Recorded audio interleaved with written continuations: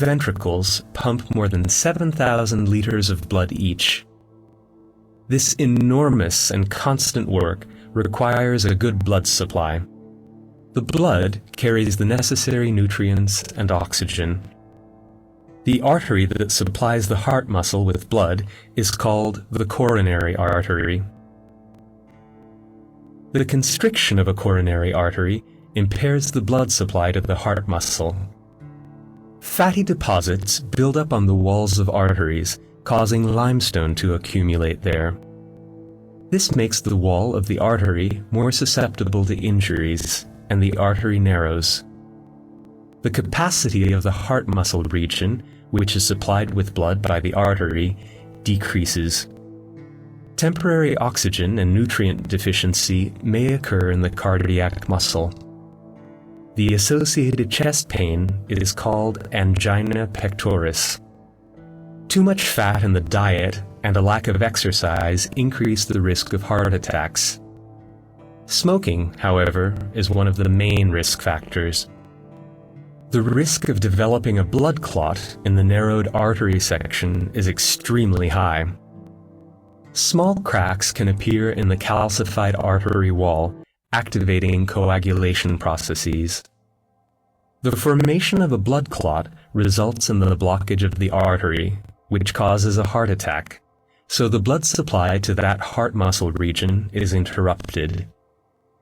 If the blockage lasts for more than 6 hours, the heart muscle tissue of the affected area dies completely. However, shorter-lasting blockages can also cause permanent damage to the tissue. The dead muscle is replaced with scar tissue, which is not able to contract. Extensive damage to the heart muscle can easily cause the death of the patient. Most patients develop an abnormal heart rhythm, which may lead to sudden death.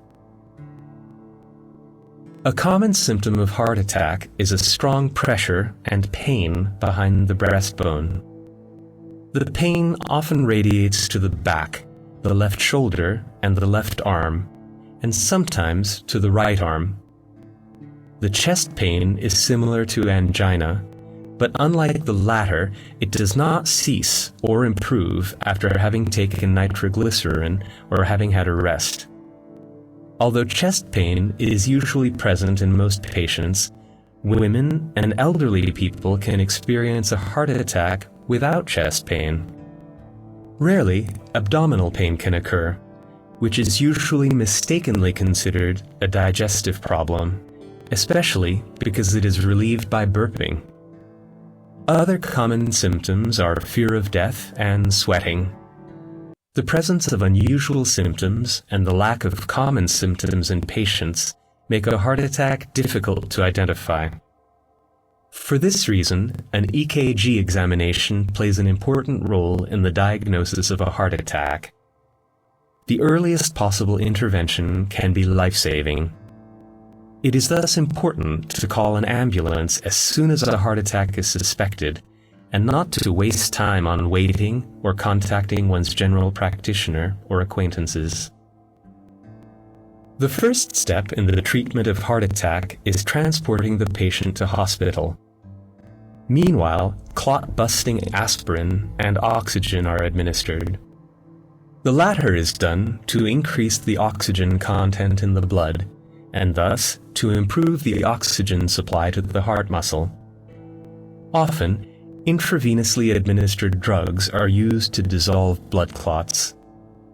If a blood clot is not dissolved within the first 6 hours after the onset of symptoms, the heart muscle damage will be permanent, in which case medical intervention will not help.